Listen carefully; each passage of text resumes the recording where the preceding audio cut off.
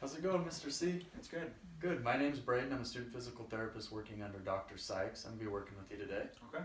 I see in your charts that you had a spill on your motorcycle. Yeah, it was gnarly. Oh, that's no fun. So today what we want to do is we want to run you through an evaluation. We want to test your lower back, some muscles, and see how the range of motion is there, as well as your neck, okay? Okay.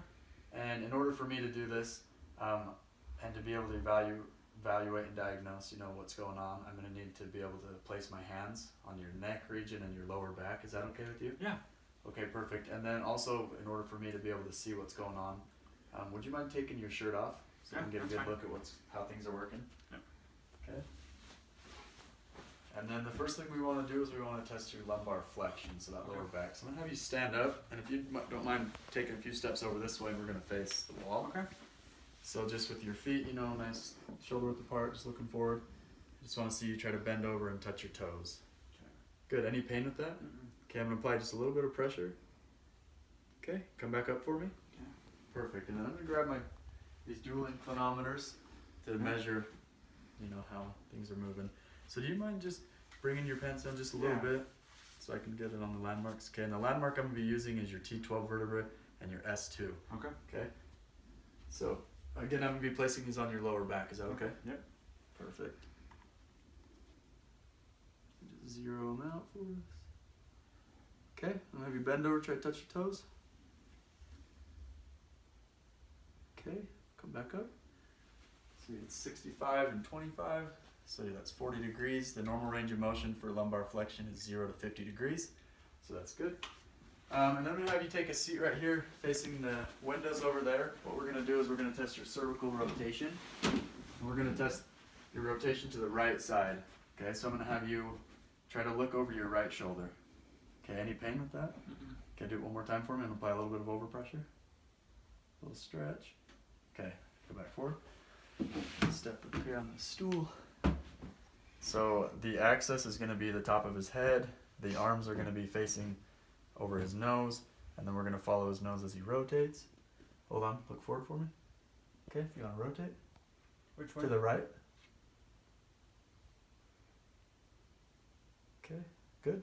Got 66 degrees. Normal cervical rotation is 0 to 80 degrees. So he's lacking just a little bit, but he's pretty close. Good. Now we're going to go ahead and test some muscles. Okay, so the first muscle we're going to test is the cervical rotation. So I'm going to have you lie down, your head up towards this end. Good. We're going to be testing your right cervical rotation. So in order to do that, I'm going to have you look to the left. Okay. Okay. Any pressure or any pain there? Mm-mm. Okay, come back up to neutral. Right there. So now I'm going to have you do, when I say we're going to have you look that way again, I'm going to place my hand on the side of your head if you don't mind. And I'm going to have you try to bring your head back up to that neutral position, okay? Okay. And this is a make test. So if you want to look over to the side, okay, come back up to neutral. Good, okay, relax. For this test, a 5 would be if they're able to just do that in one solid motion with a lot of strength. A 4 is if they're able to do that with moderate resistance. A 3 would be if he's able to complete the range of motion without any resistance. A 2 would be when the patient is able to go through partial range of motion but not full range of motion. And a 1 is when you can feel a contraction when they're trying to do that rotation. And one of the cervical rotators is the oblique capitis inferior. Origin C2 spinous process So to I would transverse give this patient process of a 4 out of C1. 5 because he was able to do it fairly well. And the next thing, Mr. C, that we're going to be testing is we're going to test your trunk flexion.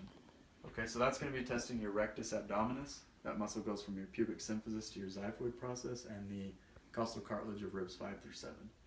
Okay, so what I'm going to have you do to perform this test is I'm going to have you place your hands behind your head, and then I'm going to, if you don't mind, could you uncross your legs for me? I'm going to brace just on your knees, is that okay? Yeah. And then I'm going to have you try to touch your forehead to the ceiling, okay? So if you want to go ahead and try to do that for me. Okay, and if that's a little bit difficult, what I'm going to have you do is cross your arms.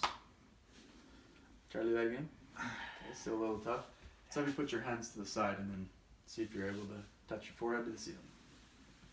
Good. Come down. Perfect.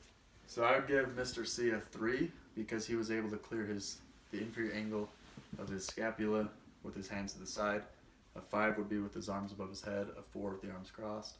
And then the 3, which is what he got. If you weren't able to get a 3, I would help him come up and I would have him cough. And if his ribs depressed, then I would give him a 2. Yeah, and that's our exam today.